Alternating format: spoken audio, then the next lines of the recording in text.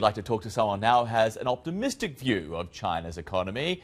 Xiangzhen Wei is the director of the Caixin Institute at Columbia Business School. He's also a professor of economics as well as finance. He joins us now live from New York.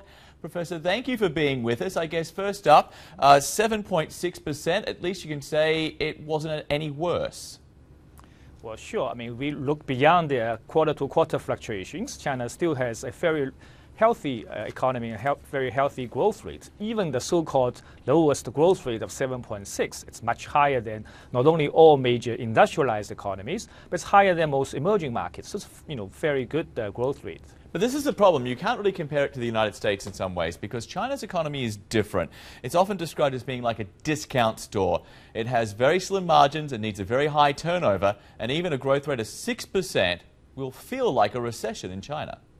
Well, I mean, so it's indeed, we don't want to compare growth rates with high-income countries in absolute levels, but I noted that the 7.6% growth rate is also higher than most emerging markets, countries with comparable income levels. So it's a very healthy growth rate. Do you believe? And by the way, that's also the number that authorities said they want. They want to see a lower growth rate relative to China's own past. Sure, but do you believe the numbers? Because there's a number of economists out there who don't. Barclays, for instance, say it's closer to 7%. So do Capital Economics, and there are a lot of problems when it comes to Chinese numbers. Sure, there are a lot of issues with the numbers, but nowadays there are plenty of international investment banks, commercial banks operating in China. If you look at the numbers that they proclaim, they are pretty close to official numbers. There are enough incentives, to underreport as well as to overreport that I think is by and large a washout. That the real growth rate will be somewhere for the whole year. I expect it to be somewhere between 7.5 to 8%. So do you think that eventually, in the coming months, China will try to stimulate the economy more bank lending, more stimulus? That's quite possible. I mean, certainly relative to other major economies, China's relatively healthy fiscal balance gives China more scope, more room to do counter-recessionary, counter-cyclical policies. Isn't the problem, though, that once again, when we look at those numbers, the numbers aren't exactly accurate. The official number says the debt-to-GDP ratio is around 30%, but when you take into account the non-performing loans, the state-owned enterprise debt, the debt which the banks have, conservative economists put it at 90%, which is close to the US. Michael Pettis, for instance, who is in China, a very well-known economist, says it's actually closer to 200%, which puts China's balance sheet, if you like, in the same category as Greece.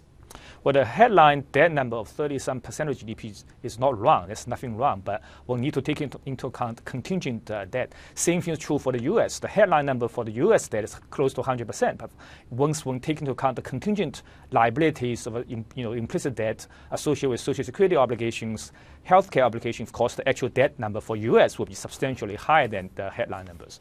So, there's symmetric issues for both economies. But then you get to the problem, though, when they continue to have high infrastructure investment, which is how they've stimulated the economy ever since the financial crisis of 2008, that then makes it harder to reform this economy, doesn't it?